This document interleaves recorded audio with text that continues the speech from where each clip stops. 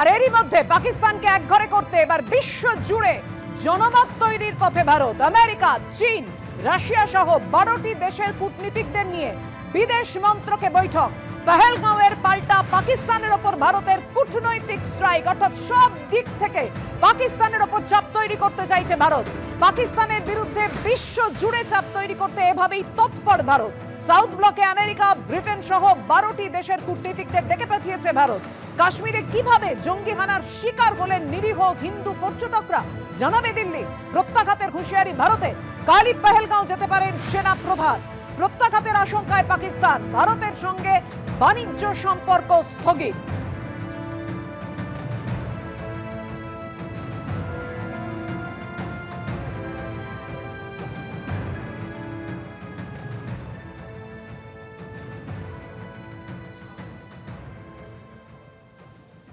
অর্থাৎ কূটনৈতিক স্তরে একের পর এক পদক্ষেপ করা হচ্ছে ভারতের তরফ থেকে। আর ইতিমধ্যেই পাকিস্তান থেকে ভারতীয়দের ফেরার নির্দেশ দেওয়া হলো দিল্লির তরফে। এখনো পর্যন্ত পাকিস্তানে যে সমস্ত ভারতীয়রা রয়েছেন তাদের অবিলম্বে দেশে ফেরার নির্দেশ দেওয়া হলো। ইতিমধ্যে আপনারা জানেন 27 এপ্রিলই শেষ হচ্ছে পাকিস্তানিদের ভারতে থাকার ভিসার মেয়াদ। 27 এপ্রিলের মধ্যে পাকিস্তানিদের ভারত ছাড়ার নির্দেশ দেওয়া হচ্ছে। পহেলগাঁওতে যে নৃশংস জঙ্গি হানা হয়েছে তারপর পাকিস্তানে একের পর এক কড়া বার্তা ভারতের।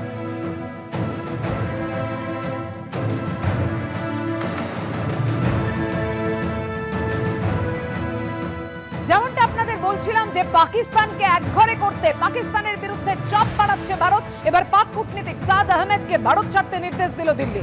অবাঞ্ছিত ঘোষণা করে পাক শীর্ষ কূটনীতিক সাদ আহমেদকে ভারত ছাড়ার নির্দেশ দিল কেন্দ্র। পাক কূটনীতিককে ডেকে অবাঞ্ছিত ঘোষণার নির্দেশনামা ধরালো দিল্লি। জল বন্ধ, সীমান্ত বন্ধ, 5 দিক থেকে পাকিস্তানকে ভারতের প্রত্যাঘাত, ভিসা বাতিল। এবার পাক কূটনীতিক সাদ আহমেদকে অবাঞ্ছিত ঘোষণা করলো দিল্লি।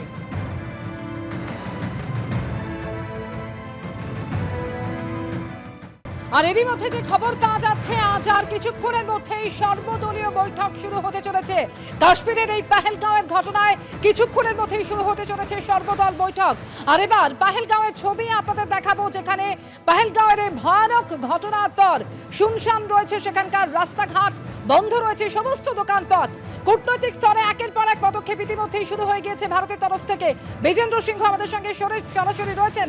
বিজেন্দ্র, অর্থাৎ পাকিস্তানের উপর চাপ বাড়াতে এবার একেবারে সরাসরি পাকিস্তানের বিরুদ্ধে জনমত তৈরির পথে ভারত 12টি দেশের সঙ্গে বৈঠক করতে চলেছে। কি খবর বিজেন্দ্র? দেখো, এই মুহূর্তে আমরা জানি যে রাষ্ট্রপতি ভবনে গেছিলেন বিদেশমন্ত্রী এবং স্বরাষ্ট্রমন্ত্রী অমিত শাহ, এবং তারা রাষ্ট্রপতিকে ব্রিফ করেছেন কি আজকে যে সর্বদলীয় বৈঠক হতে চলেছে তার আগে তারা ব্রিফ করেছেন রাষ্ট্রপতিকে, এবং তার সঙ্গে সঙ্গে অল পার্টি মিটিংয়ে এখন ব্রিফিং দেওয়া হবে বাকি দলের নেতাদের তরফ থেকে। কেন কি কংগ্রেসের তরফ থেকে এবং বাকি নেতারাও দাবি করেছিলেন কি একটা সর্বদলীয় বৈঠক ডাকা হোক, সরকার বাকি দলকে কনফিডেন্সে নিক কি এখন অবধি কী হয়েছে, সেখানকার রিপোর্ট তাদের কাছে কী রয়েছে এবং পরবর্তী পদক্ষেপ হিসাবে ভারত সরকার কী ভাবছে।